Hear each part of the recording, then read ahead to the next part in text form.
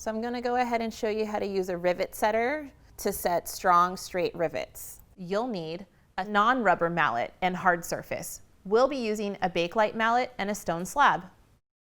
So I'm going to pull in my slab of stone, which is a nice hard surface for setting. And the first thing I'm going to do is I'm actually going to take the rivet that has a post. So double cap rivets have two parts, post and a cap, and we're going to take that post and we're going to thread it in from the inside of the pouch out.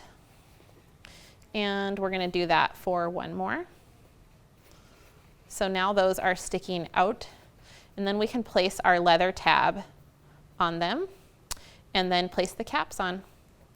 Now, let me just tell you the most common mistake I see at this step, believe it or not, is forgetting to put your leather in.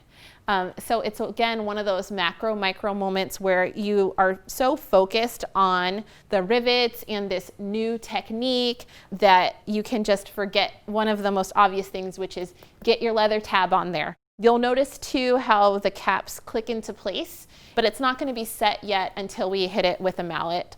So sometimes what I like to do is I like to set from the inside of the pouch in case I miss and dent the rivet, then I'm denting it on the inside of the pouch and it doesn't show. So I'm going to lay this down on the stone, and then I'm going to take the rivet setter strike post and I'm going to go ahead and cover the rivet with it and hit it with the mallet until it sets. So I can feel it set because I can feel the rivet kind of crunch down, and then I can also see the rivet indent a little bit into the leather.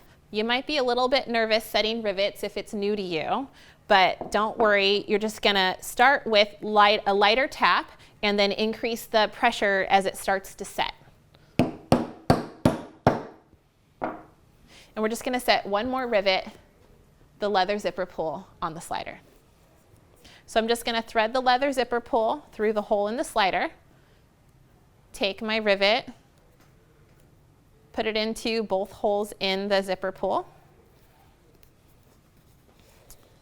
and then put the cap on it. And we'll set this too. We want to actually make sure always when we're setting rivets that it's vertically aligned on the setting surface, which is the stone right here. So you're going to get a little bit of a better alignment if you actually lay the zipper slider off the edge of the stone a little, and that'll help the slider stay vertically aligned. Then we'll grab our setter, position that on top.